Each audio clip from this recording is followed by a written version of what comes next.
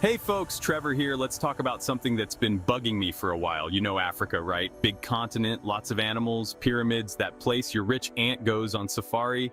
Well, here's the thing. Africa is loaded.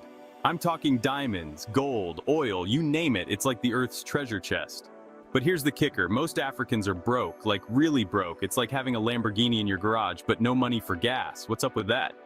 Enter Jeffrey Sachs, this smart dude who's been yelling about this for years. He's like, yo, the West is keeping Africa poor, and before you roll your eyes thinking it's just another conspiracy theory, hear me out. Sachs isn't some random guy on YouTube. He's a respected economist who's advised the UN and worked with governments worldwide. So what's Sachs saying? In a nutshell, he's pointing fingers at Western countries and saying, you guys are the reason Africa can't catch a break. It's time to pull back the curtain and see what's really going on. Let's take a trip back in time, shall we? Picture this. It's the late 19th century, and Europe's got a serious case of FOMO when it comes to Africa. They're carving up the continent like it's a Thanksgiving turkey, and everyone wants the biggest piece. Enter King Leopold II of Belgium, a guy who makes your greedy uncle look like Mother Teresa.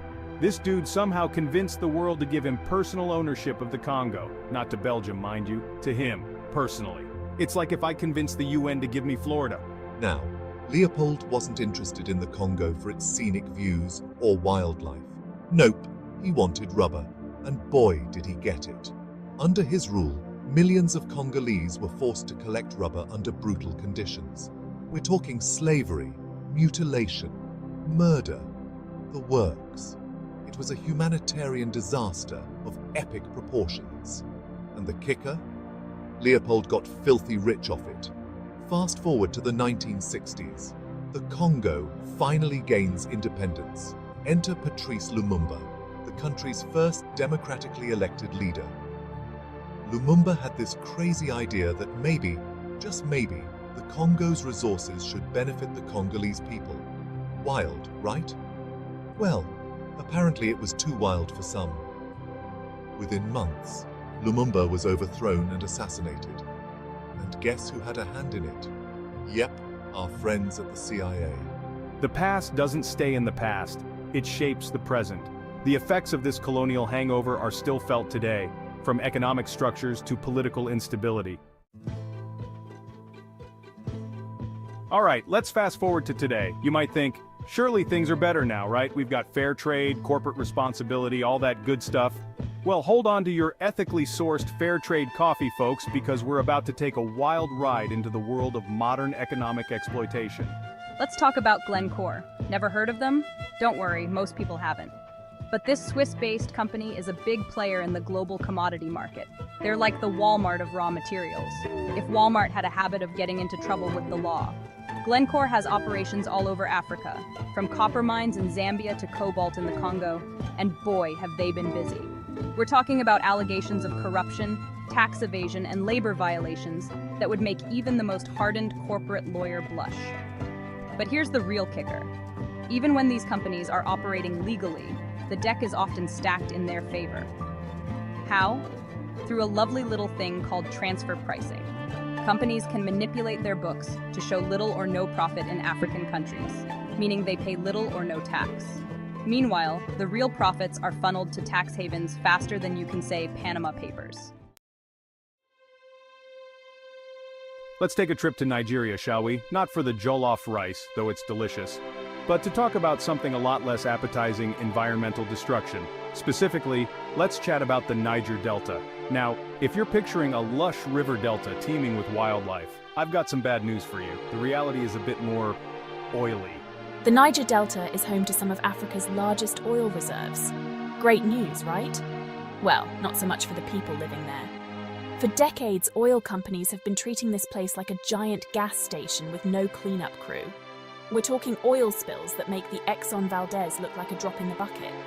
Rivers are polluted, farmlands are destroyed, and the air, well, let's just say it's not exactly fresh mountain breeze. There are regulations, but enforcement? That's another story. Oil companies have been playing a game of spill and run for years, leaving local communities to deal with the mess. And when I say mess, I mean catastrophic environmental damage that's destroying livelihoods and health.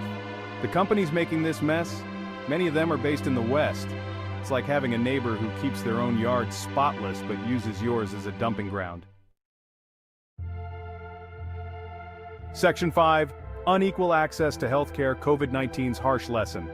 Alright, let's talk about something we've all become experts in over the past few years: global health crises. Yep, we're diving into the wonderful world of COVID-19. Now I know what you're thinking, please no more pandemic talk, I've had enough, trust me, I get it. But stick with me because this pandemic taught us some pretty harsh lessons about global inequality, especially when it comes to healthcare. When COVID hit, it was like the world's most messed up race. Except instead of running towards a finish line, countries were scrambling for vaccines, protective equipment, and hospital beds. And guess what? It turns out that in this race, some countries had a massive head start. While Western nations were arguing over which vaccine to take, many African countries were wondering if they'd get any at all. It was like watching a buffet where some people are piling their plates high and others are left fighting over crumbs.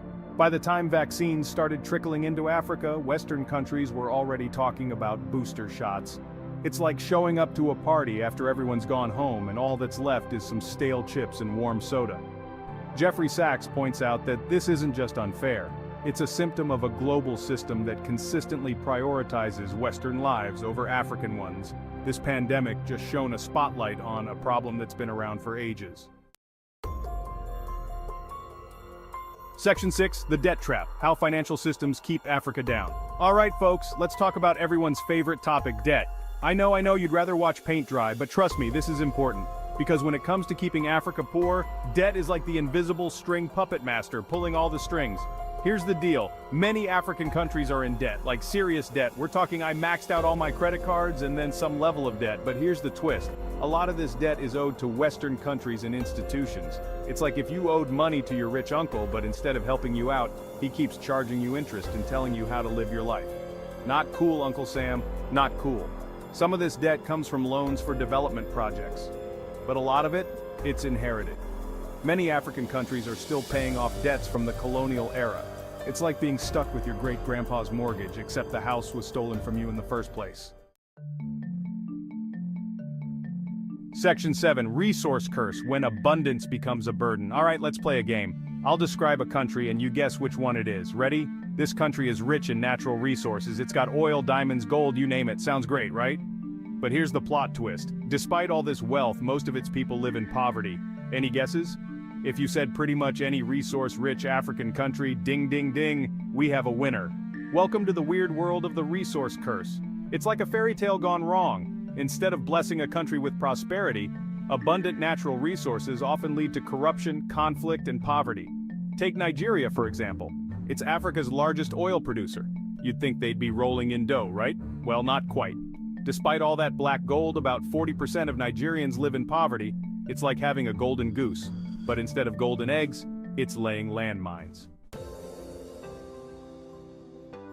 Section 8, Education and Brain Drain, Africa's Lost Potential. Alright class, time for a pop quiz. What's one of the most valuable resources any country can have? No, not oil, not gold, it's people. Specifically educated, skilled people. And here's where Africa faces a double whammy. Not only is there a lack of educational opportunities, but when people do get educated, they often leave. It's like training for years to be a star player, only to have another team swoop in and sign you just as you're about to hit your prime. Let's start with education. In many African countries, access to quality education is like trying to find a vegetarian option at a steakhouse. Theoretically possible, but pretty darn hard.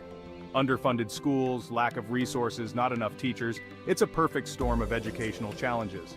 And it's not because African countries don't value education, it's because they're caught in a catch-22. They need educated people to develop their economies, but they need developed economies to fund education. Hey everyone! If you enjoyed this video, don't forget to give it a thumbs up. Want to be the first to know when we upload a new video? Tap the notification bell. And we love hearing from you. Drop a comment below with your thoughts and questions. Lastly, share this video with your friends who are passionate about the social issues affecting the African continent.